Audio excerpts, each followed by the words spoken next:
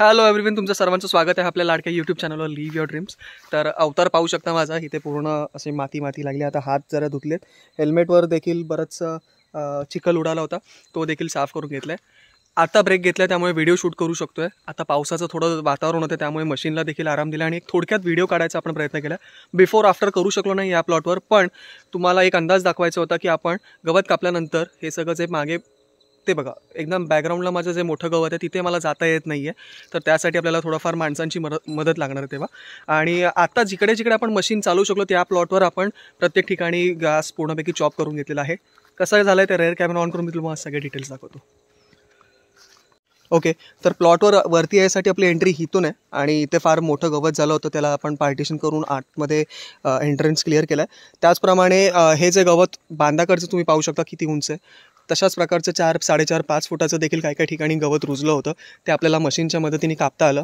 आता हे जे सगळं कापलेलं तुम्हाला भुसा गवत दिसतंय ते आपण आपल्या गांडूळ खताच्या बेडमध्ये टाकणार आहोत. ह्याच्यामध्ये एक ॲडव्हान्टेज काय आहे, तर हे जे चॉप केलेलं गवत आहे त्याचं खत बनण्यासाठी गांडूळ जे आपले वर्मी कंपोस्ट बनवायला मदत करतात त्यांना फार हे म्हणजे चावण्यासाठी ओके, त्यांना हे चावून खत बनवण्यासाठी फटाफट मदत होणार आहे. सो हे एक बेनिफिट आहे गवत कापायच्या मशीनच्यामुळे. आणि दुसरी गोष्ट, अर्धा लिटरच्या पेट्रोलमध्ये जेमतेम अर्धा लिटर, त्याच्याहून जास्त नाहीच, तर ह्या अर्धा लिटरच्या पेट्रोलमध्ये आपण 9 गुंठे, चला 1 गुंठ सोडून द्या इकडचं तिकडचं, 8 गुंठे आपण अर्ध्या तासात पूर्णपैकी चॉप करून टाकलेलं आहे गवत. हे बेनिफिट काय आहे मशीन घ्यायचा तर तुम्हाला हे आत्ता समजू शकता. अर्धा पाऊण तासात जर आपल्याला हे प्लॉट करता आलं तर आपण दिवसभरामध्ये हमखास अगदी नाहीतरी 10 ते 15 गुंठ हळूहळू ब्रेक घेऊन आपण आरामात क्लिअर करू शकतो जर तुम्ही नवीन असाल तर. आणि जर थोडा एक्सपिरियन्स असाल तर 20 गुंठे पण होतं कधी कधी. सो अशा प्रकारे तुम्हाला आज व्हिडिओमध्ये हे सांगायचं होतं की जर गवत कापायची मशीन तुम्ही देखील घेतलात तर हे सगळं करणं फार इझी होईल.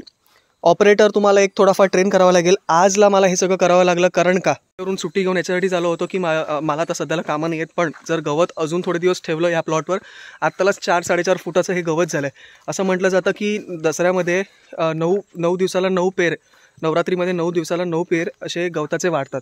सो आता जर एक्झाम्पल आपण पकडूया 4 फुटाचं गवत आहे तर ते अप्रॉक्स डबल होणार आहे. ओके, सो या गोष्टी सगळ्या कंट्रोलमध्ये नंतर आणण्यापेक्षा, पेट्रोल जास्त जाळण्यापेक्षा आपण थोडंफार, आता क्लायमेट ओपन झालं होतं तेव्हा ती मशीन चालवून घेतली आहे. असं आपण पूर्ण आपल्या 4 एकर बागमध्ये पार्टमध्ये करणार आहोत. डेली मी जसं सांगितलं तुम्हाला, एव्हरी टाईम आपल्याला ही बिफोर आफ्टर व्हिडिओ करणं किंवा काम करताना व्हिडिओ ट्रायपॉडला लावून सगळं करणं शक्य नाही, कारण का गवत कापताना हेल्मेट देखील मी घालतो, फेस मास्क देखील असतं. आज गंबूट नाही घातलेत, पण तर या सगळ्या गोष्टी असतात तेव्हा एवढं सगळं नाही जमत. ओके, आणि दुसरी गोष्ट, पार्टिकल्स एवढे उडत असतात, अगदी दगड देखील क्रश होतो मशीनच्या मदतीने. तर अशा वेळेस आम्हाला देखील आपल्या स्वतःला आपल्याला जपायचं आहे आणि त्याचप्रमाणे आपला मोबाईल, पेट्रोलची बॉटल जी काय जवळपास असेल ती लांब ठेवायची. सो ह्या सगळ्या प्रिकॉशन्स जर घेतल्या तर हे गवत कापणं फार इकॉनॉमिकली बेस्ट होतं. मी तर म्हणेन स्वतःवर आपल्यावर लोड येतो, त्यामुळे जरा ऑपरेटर्स आपले जे असतील जवळपास त्यांना ट्रेन करा. माझा देखील एक ऑपरेटर आहे, पण तो त्याच्या कामामुळे अवेलेबल नाही आहे 2 दिवस, तर मी 2 दिवस काय थांबून करणार, म्हणून मी माझ्या कामाला सुरुवात केली आहे. तो आला की तो पुढे कामाला सगळं अजून गती मिळेल आणि तो त्याच्या हिशोबाने करत राहील. सो आजच्या व्हिडिओमध्ये तुम्हाला हेच दाखवायचं होतं की गवत कापायची मशीन किती इम्पॉर्टंट आहे. आपण जर बागा बनवायला बघत असाल, किंवा बाग नाही, आपला एक छोटा फार फार्म हाऊस जरी असेल, किंवा आजूबाजूला जर आपलं एक छानसा परिसर असेल तर त्याला आपण क्लीन करण्यासाठी गवत कापायच्या मशीननी बरंचसं एकदम मस्त क्लिअर करू शकतो. कारण का हे जेव्हा मी बिफोर बघत होतो तर वाटत होतं बापरे काय झालं हे, आणि आज जे कापल्यावर हे तुम्ही बघू शकता मागे, ते एकदम एक थोडं पॉझिटिव्हिटी येते की आपण आता बघू शकतो, हां चला नेक्स्ट आपण कुठला पीक घ्यायला आपण तयारी करू शकतो, इतर सगळ्या गोष्टी. सो येस, तर आजची व्हिडिओ आपण इथेच थांबवणार आहोत. लवकरच भेटून नेक्स्ट व्हिडिओ घेऊन.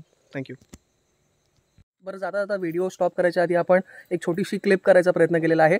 दुसऱ्या प्लॉटवर आलेलो आहोत आपण, जिथे आपण गेल्या वर्षी भेंडी आणि गवार जे घेतलं होतं, म्हणजे गेल्या वर्षी ह्या गेल्या सीझनमध्ये पावसाआधी, तर आपण त्या प्लॉटवर गवत कापणार आहोत. एका साईडला दगडावर हा कॅमेरा ठेवला, जेवढं रेकॉर्ड करता येईल तेवढा आपण प्रयत्न केलेला आहे. आणि अशा सगळ्या गोष्टी आपण पूर्ण बागेमध्ये करणार आहोत. तर हाच एक ओव्हरव्ह्यू द्यायचा हा व्हिडिओ होता. मी माझ्या कामाला लागतो, थोड्या वेळाने ही व्हिडिओ स्टॉप होईल आणि आपला हा पूर्ण जो व्हिडिओ हा आपण आज कंटेंट बनवला तो आपण इथेच थांबवणार. So thank you very much. Stay tuned on our channel. Yes, जाता पाणी पिणं फार गरजेचं आहे, कारण का सप्टेंबर एंडिंग आणि ऑक्टोबरची हीट जी जेव्हा सुरू होते त्यावेळेस फार डिहायड्रेट व्हायला होतं. तर मी ORS ऑलरेडी आणलं होतं, माझा एक प्रोटीन बार आहे तो देखील आणला होता, आणि सतत पाणी पित राहणे, कारण का हे शर्ट जे आहे ते 3 वेळा सुकलं आहे. घाम येतो, बसलो की सुकतं, परत येतं. तर ह्या सगळ्या गोष्टी जेव्हा रिपीट होत असतात तर तुम्हाला शेतामध्ये स्वतः देखील स्वतःची काळजी घ्यायची, त्यासाठी ह्या गोष्टी फार इम्पॉर्टंट आहेत. So let's start the video.